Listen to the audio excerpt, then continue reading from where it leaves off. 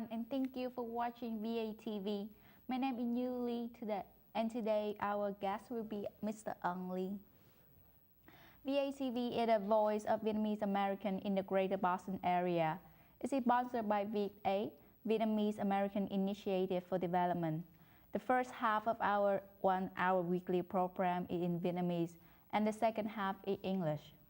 You can watch us live every Wednesday evening from 7 p.m. to 8 p.m. on Channel 9 if you have Comcast, and Channel 15 if you have RCN.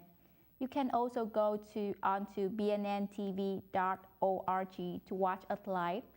And if you happen to miss our live television program, it will be rebroadcast on Sunday at 5 p.m., Monday at 1 p.m., and Tuesday at 11 a.m. To watch any of our TV shows, please go on our home website at VATV.org. For today's program, a very important topic is gonna be for new Bostonians, and we will have Mr. Ung Lee. He's a Community and Policy Affairs Advocacy Coordinator from Mayor Office of Bostonian. Hi, thank you so much for having me. Hi, how are you today? I'm doing wonderful. Yourself? Can you introduce yourself with the audience? Absolutely. I work at the Mayor's Office of New Bostonians, as you said, for the City of Boston. I've been in the position since August. In my role, I do everything from direct constituent services, which means that I serve people who walk into our office, who email us, who call, along with the other staff, and try to help address their problems as best as possible, or try to point them in the right direction. Sometimes it's as simple as showing them how to get to a different office where they can get a birth certificate, right? I also do community outreach, mostly to the community-based organizations that serve immigrants in our communities.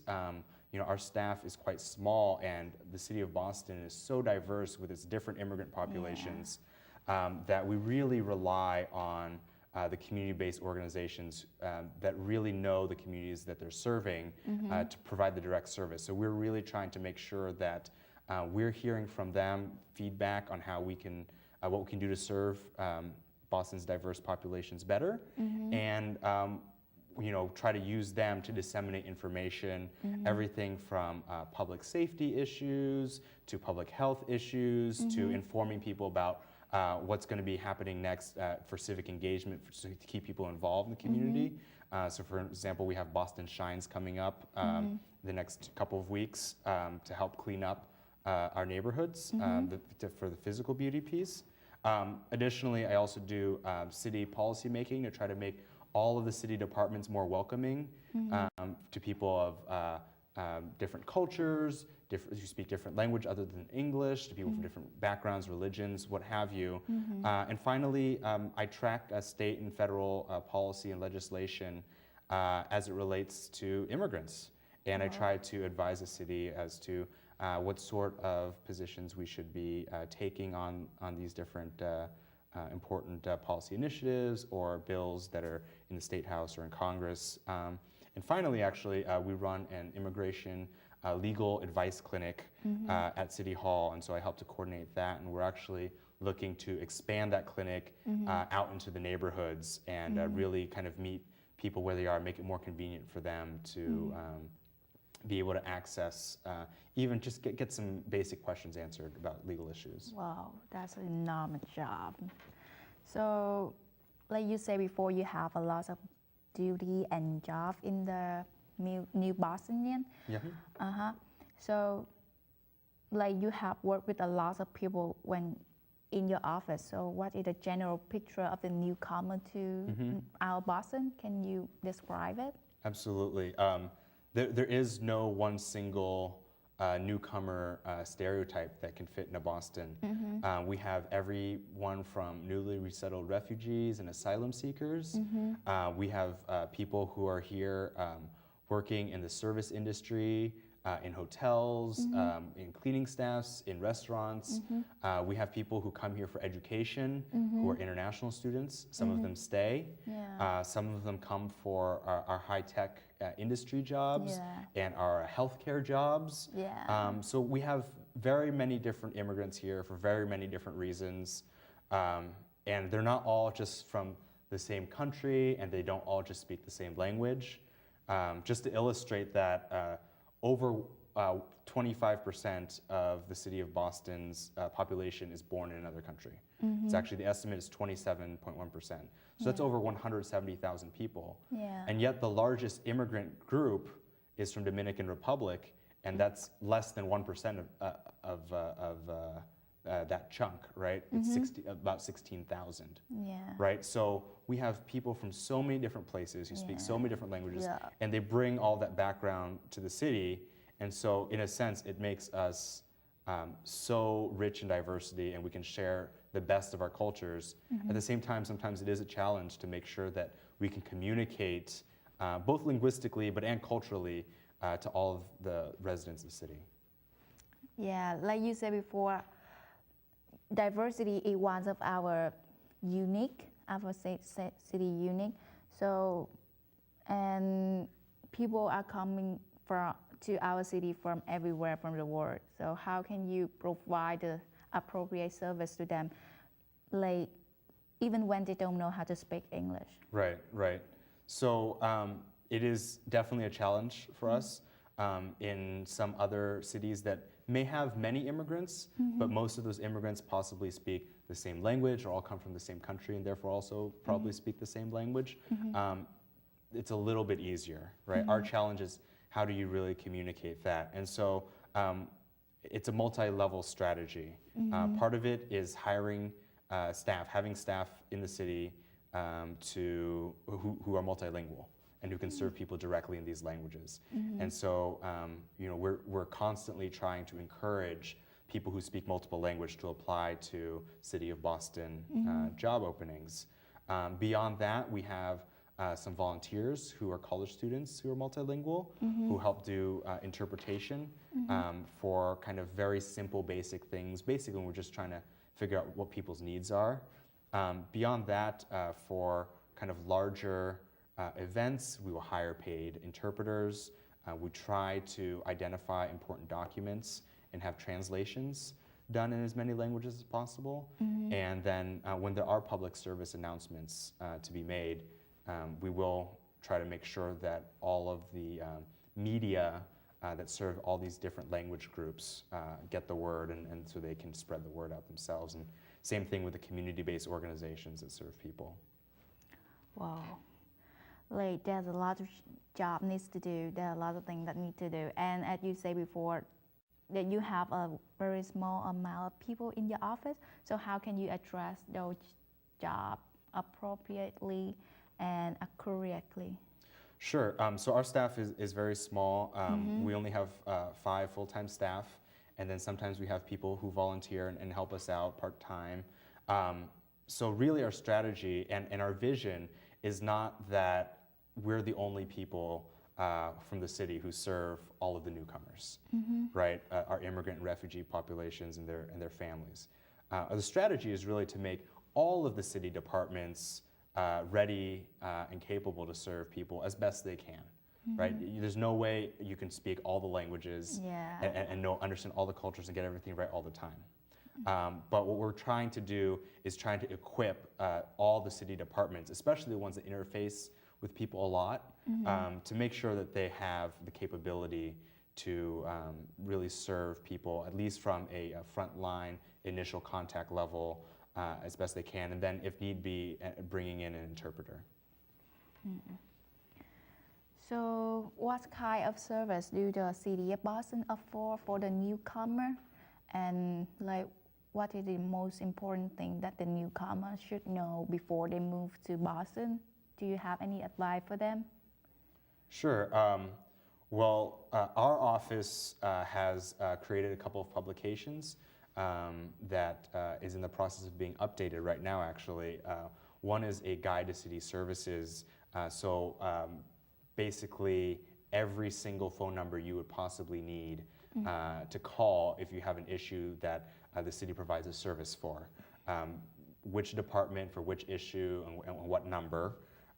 Additionally, and we've translated that into, I believe, 5 or 6 languages. We also have a Welcome to Boston guide. So that's much broader. It's not just about city services, but it's about major hospitals, major how to do your banking, major places of worship, those sorts of things to help people get acclimated. So there's much more of a cultural piece there for people to understand what's available in the city, not just from the local government perspective, but kind of in the broader community. In terms of advice for new Bostonians, I think the biggest piece is to get involved. I know it can be difficult, it can be scary, it can be a little bit uncomfortable, but I think it goes a long way when you start saying hi to your neighbors, when you start just getting to know your neighbors. And I know the city of Boston, being as diverse as it is, when you start doing that, you'll start meeting new people. And when you start doing that, I think that's when we really create strong relationships. And that's what makes our city so strong. And I think that's what really builds all this talk we always have about civic engagement. I think it starts there with neighbors getting to know each other and caring about each other and looking out for each other. And so among those services that the city offers to the new Bostonian, like what is the most service that used by the newcomer? Can you address that? And how can we, like, how can the newcomer can use that service appropriately? Like, if it uses more, it means it's very important, right? Right. Yeah. So is there any hotline or anywhere that they can find information about the service? Sure. So the mayor has a 24-hour hotline that people can call at any time. The number is 617-635-4500. Again, that's 617-635-4500. That's a 24-hour line. However, we're much more likely to be able to find interpreters during business hours. So if people need interpreters, calling from 9 to 5 would be much easier. We also have an online platform called Citizens Connect. If we just go to boston.gov, which is boston.gov/24, there are a lot of ways to access city services online as well, and through your smartphone or tablet as well. So we're trying to make it as accessible as possible, and we know we have a ways to go, but we're working hard at doing that. In terms of the types of services people need, it's the basic things that we've been hearing about lately. People want to know how and where they can pay their parking tickets, how and where they can pay their property tax or their excise tax for their car, how and where they can get birth certificates or marriage certificates. We get some questions about small business licensing. Immigrants are a disproportionately high number of small business owners, right? So immigrants really frequently start their own small business, and they want possibly have some questions. They'd like some help in terms of how to get the proper licensing for the type of business they're about to start. So we get questions like that, and then we get questions about housing issues that we have to refer out. We get some legal questions that we have to refer out, but we try to handle as much as we can, and then try to point people in the right direction for their other questions. Yeah, like the service, like you guys try your best to translate or have an interpreter for people to understand and have so they can find their service that they need. But beside of like you guys can, I know that you have tried, but there's no way that you guys can help everyone, like interpreter everyone or translate everything, right? So beside that, you have any English class or bilingual education for people to know, if they want to learn English? Absolutely. So on our website, which is VATV.com/new Bostonians. We have an English directory, ESOL classes directory. We've also been at the very beginning a big supporter of an organization called English for New Bostonians. In fact, we just raised $200,000 last year to help support them. And what they do is they provide funding and technical assistance for these adult English classes that are very targeted. So it's not just general English classes, but it's English classes for small business owners, English classes for people who work in certain industries, English classes for parents, those sorts of things to really drive people. And the demand is there. I mean, the waiting list is over, is thousands of people long. So, we definitely are trying to encourage people to learn English as much as we can, and we're trying to make it available for them. Yeah. Really thank you for coming with us today and helping me to learn more. Even I don't know about most service or how can I seek for help in Boston. Yeah. So really, again, Right. really thank you for helping us. And before closing today, do you have any advice or can you repeat the hotline for people who cannot write, who can miss it, Sure. happen to miss it? Thank you so much. First off, thank you so much for having me. The hotline number again is 617-635-4500. That's a 24-hour hotline. That's again 617-635-4500. That's the mayor's hotline. And lastly, I'd like to say, we don't have it all done yet, but we have a mayor who's very proud of his own immigrant heritage and is very proud of Boston's immigrant heritage, and his heart is there with all of the different newcomer populations, and he and his family know what it's like to be new to Boston. So I really believe and am energized by his support for our office and everything we do, and we're very excited for what we have in the years to come. Once again, we thank you for watching VATV. Any question, comments, or contribution, please call us at 617-822-3717 or email us at vatv@vat.org. We hope you to have a wonderful week and goodbye.